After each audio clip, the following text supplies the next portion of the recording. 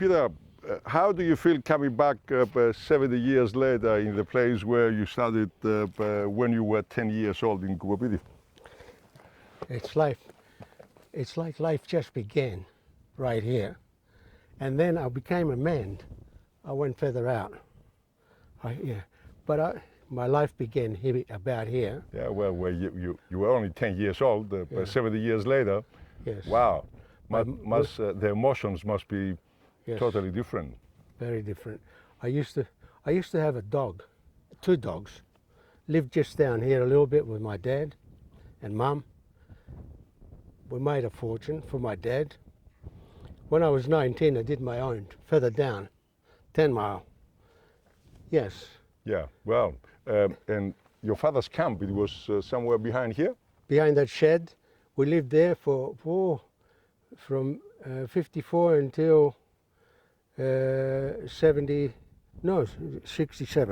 67, wow, Yeah, that's a long time. Yeah, in the fields. And of course, 8 miles, then it was the town. The town. It was the in the place. mining area, Yeah. not Coober Pedy itself. It was the only place that was productive. It was the only place that made everybody money. I can tell you all the old people that were here, I knew all of them back then, who made there, who made it here, Wow. who made it all along. I knew all of them, including me and my brother. We were sinking shafts below the road. Wow. And myself, I bought the first bulldozers at about 1,000 or something a piece in Adelaide, and I put them down there in the flats. You know, the old hand. Yeah. Yeah. Didn't make any money. But why over that side, that's where I made my fortune. Wow. Yeah. Mr. Wilson, because I used to care for him, you know, he wasn't Mr. very Wilson well. was back there. Yeah, he lived here. Yeah. Next to your shed, more or less. He said, you go over there. I call that, see that field way over there? It's called Peter's Fortune. Ah. I had companies working there, never made $1.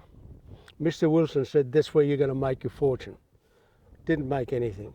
But I didn't sit around waiting. I went all around. I ended up, why over there, those dumps? Why over there, 10 Mile? That's where I made $1. Big dollar. Yeah. I made a big $1, and I had enough. Then I gave it to my father. He made 10 times more. Wow. My father took it over, and he took the whole lot. He ripped it all up, and he made at least 10 times more than me. Wow. But I was 19, and I had bags full of money, mate. What was I going to do? Some of this opal still in one of your brother's safes. Definitely. What did bring your family, or when did your family came from Greece to Australia? 1952, 3 and 4. My elder brother came, Ross came first, and then my father followed up. And and my father went for gold because he was a miner from Greece. He used to, he went for gold. The best he could get was about 2 pennyweights, and it wasn't enough. So he ended up here. He got stuck here, and that was it. Yeah. Yeah, well, one of the reasons, of course, it was because the family was very successful in finding, as far as I know, the biggest opal ever. Yes, yes. And because of your family, yes, and I believe that it was the first Greek family in Coober Pedy, a lot of Greek people followed. Yes, a lot of them. Oh, when we came, there was 19 population. Wow. And 2 drivers, Kennedys, 21. And then from there, everyone that knew my father from the old country, they started coming up. And the population went up and up and up. From 19, it went to 100 or more. And there were mainly Greeks that came up. And we didn't have any problems. Then at a later stage, we started missing equipment and this and that. In the beginning, you can leave everything out, nothing got missing. So, yeah, but I remember also in my early days in Coober Pedy, in 1976, for example, there were about 6,500 people in Coober itself. Yeah. Well, then we had a lot of people from every part of the world. No bitumen, no, all dirt. And you had to count on a few flats. You get a few flat tires, as many as 10, but you get a few going. Oh, yeah, 67 gates. Wow. Yeah. Yeah. I never remember that. When I came here, was still dead road from Poragasta up. My parents went down. They left me here. My mother told me how to make a rice pudding. So I made a pot of rice pudding and I ate it for 2 weeks straight. They went down to get supplies. My mother taught me how to make a rice pudding. Filled up a pot. Morning, rice pudding. Like rice pudding right through for 12 days. They came back with all of the gear that we could eat. Yeah, it was 12 days later. Your whole life has been with Opal. Yes.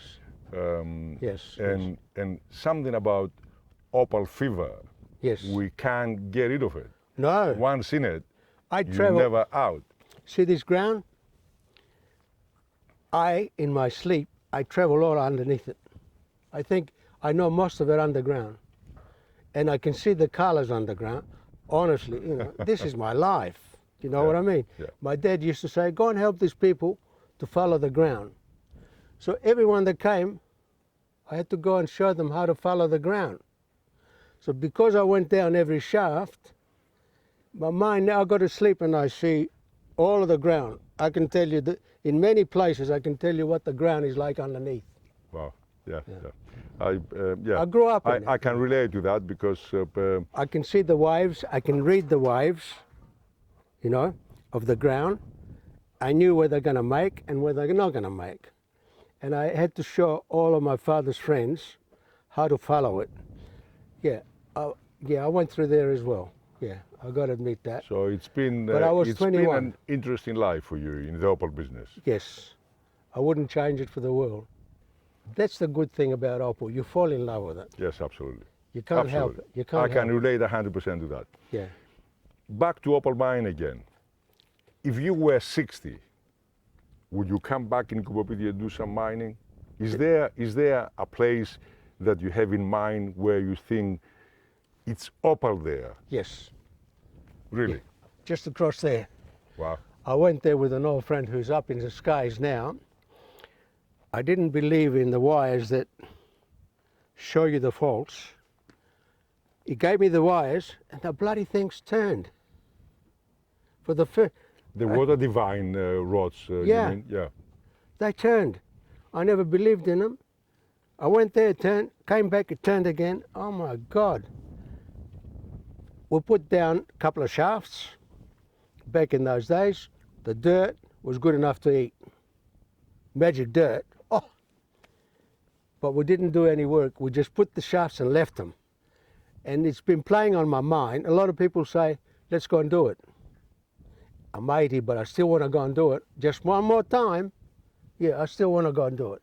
This is the nature of the stone, this is the nature, and you have to be a bit of a gambler, you have to be a bit of a adventurer, Yes. and you have to be a bit crazy to live here all your life dreaming that tomorrow is the day.